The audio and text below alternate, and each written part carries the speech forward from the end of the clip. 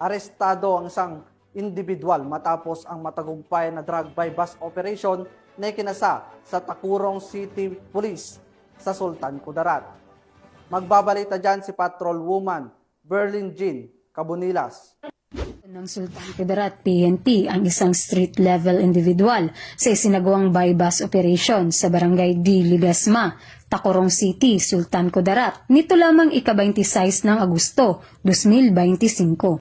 Kinilala ni Police Lieutenant Colonel Hardimont A. Sibal, hepe ng Tacurong City Police Station, ang suspect na si alias Dats Abbas, 34 anyos, tricycle driver at residente ng Lambayong Sultan Kudarat. Bandang alas 7:49 ng gabi, isinagawa ng mga tauhan ng Tacurong City Police Station ang buy-bus operation kung saan nakumpiska mula sa suspect ang 49.65 na gramo na hinihinalang shabu may standard drug price na 337,220.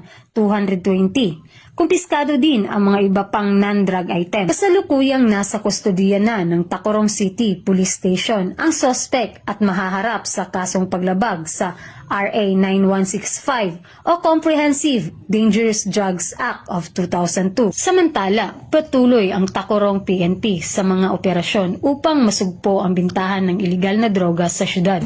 Mula dito sa General Santos City, ako po ang inyong PNN Correspondent, Patrolwoman Brilin Jean Cabunilas, alagad ng batas, taga-taguyod ng Balitang Pulis.